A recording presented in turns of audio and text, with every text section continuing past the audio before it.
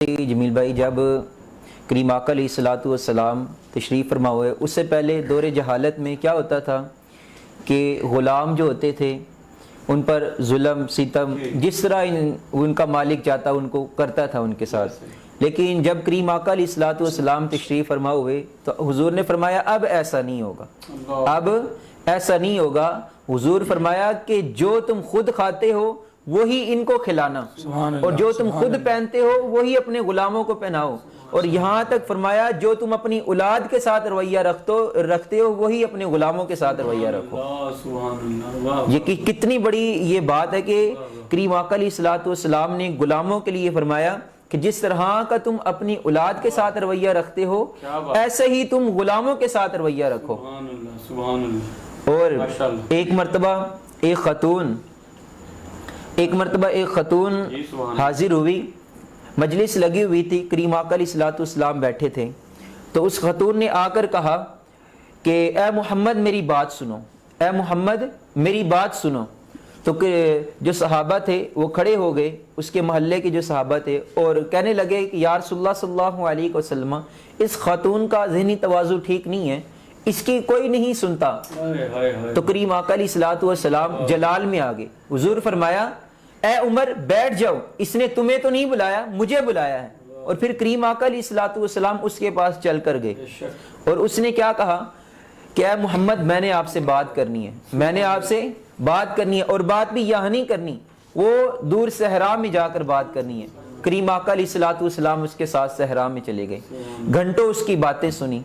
जब बातें ख़त्म हुई तो आखिर में कहने लगी ए मोहम्मद ये लोग मुझे पागल कहते हैं, इनको कहो कि मुझे पागल ना कहा करें। ये लोग बच्चे मुझे पत्थर मारते हैं, इनको मना कर दो कि ये मुझे पत्थर ना मारें। और तीसरी बात कही कि ए मोहम्मद ये पूरे मदीने में मेरी कोई नहीं सुनता। तो करीम आका अलैहिस्सलातु वस्सलाम ने फरमाया कि जब भी तेरा दिल चाहे, जिस वक्त भी तेरा दिल चाहे, तू मुझ मोहम्मद के पास आ जाना, मैं तेरे सारे दुखड़े सुनूंगा। कैसा रवैया करीम आका अलैहिस्सलातु वस्सलाम ने रखा। और जब वो खतून चली गई, हज़रत उमर रज़ियल्लाहु तआला अन्हु अर्ज करने लगे या रसूलुल्लाह सल्लल्लाहु अलैहि वसल्लम, वो एक जाहिल सी खतून और आपका इतना अहम वक़्त और गारे नबूवत की इतनी अहम जिम्मेदारियां आपके सर पर, और इतना कीमती वक़्त, और आप उसकी घंटों से फजूल की बातें सुन रहे हो।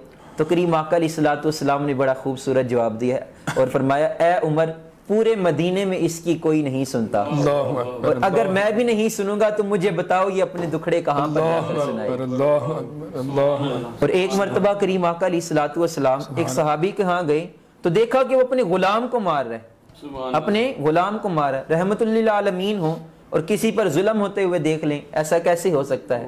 तो करीम आका अलैहिस्सलातु वस्सलाम ने फरमाया, हुजूर तशरीफ फरमा हुए और इत्मीनान के साथ फरमाया कि इसको माफ कर दो, फरमाया कि इसको माफ कर दो।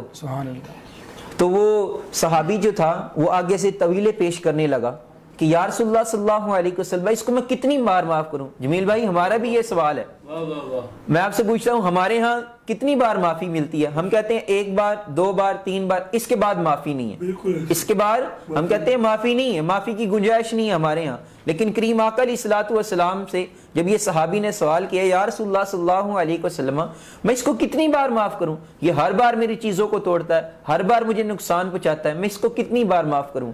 करीम आका अलैहिस्सलातु वस्सलाम इत्मीनान के साथ बैठे और बड़ा ही खूबसूरत जवाब दिया। जमील भाई बड़ा खूबसूरत जवाब दिया। हुजूर फरमाया जितनी बार मेरा रब तुम्हें माफ करता है इसको उतनी बार माफ फरमा। सुभान अल्लाह। अब गौर करें ना, अल्लाह हमें कितने हमारे गुनाहों पर अगर हमारी पकड़ हो जाए तो हम एक कदम ना चल पाए।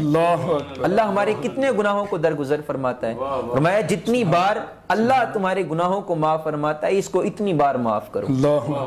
और ये गुलामों के साथ हुस्ने सलूक आज भी अगर कोई करता है तो इसका जो फायदा है वो, एक दानिशमंद खाना खा रहा था दस्तरखान पे, खाना शुरू करने लगा ना तो बाहर सफाई करने वाला एक नौजवान सफाई कर, उसने इतना कहा कि बेटा आओ मेरे साथ खाना खा लो।